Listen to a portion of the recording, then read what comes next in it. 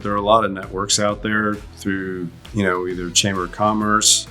There's a great organization out there called SCORE, where they're, retired executives or retired CEOs that can be a sounding board and can kind of guide you through the ins and outs. I've used SCORE in the past, was, about to make critical decisions just to basically, here's some way, because I'm essentially a sole proprietor. We're a very small company. There's the 3 employees.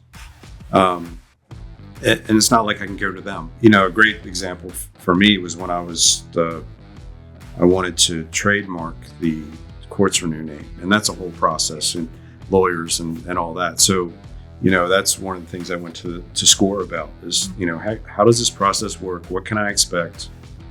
How much does it cost? You just don't know. And sometimes you can feel very alone as a business owner, especially early on, because it's like you say, it's uncharted territory. You're just kind of out there doing your thing and feeling your way. Because I know personally, if a new business owner came to me, and anybody that's maybe listening that started a business, look me up.